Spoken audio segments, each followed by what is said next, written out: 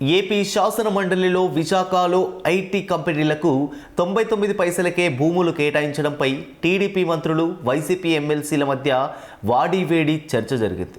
Real estate కంపెనీలకు కూడా భూములు ఎలా ఇస్తారని వైసీపీ ప్రశ్నించగా దానిపై మంత్రులు నారా లోకేష్, అచ్చెన్నాయుడు వివరణ ఇచ్చారు.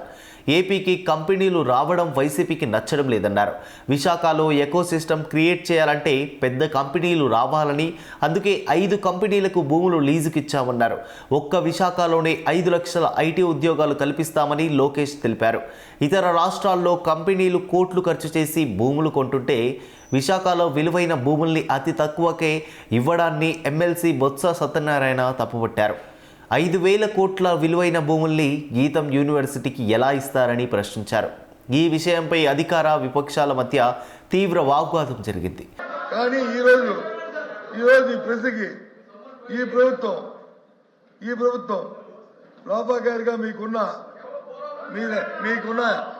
లావాదేవీలతో మీ స్వార్థ ప్రయోజనం కోసం అధ్యక్ష చెప్తారు. అధ్యక్ష వైజాగ్లో క్రితం భూములు అధ్యక్ష వాళ్ళ కుటుంబానికి వచ్చి 5,000 కోట్ల భూముల్ని ఏ రకంగా అపరంగా కట్టబెడతారు అధ్యక్ష?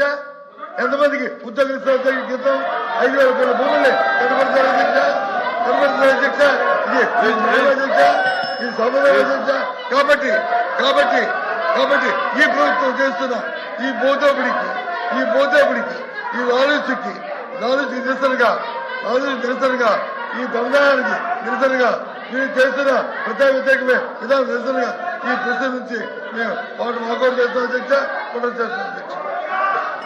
విలువైన విశాఖ భూములను అప్పనంగా కట్టబెట్టారని విపక్ష సభ్యులు ఆరోపించారు. ప్రభుత్వం భూదోపిడికి పాల్పడుతోందన్నారు. ఈ క్రమంలో వైసీపీ సభ్యులు శాసన మండలి నుంచి వాకౌట్ చేశారు.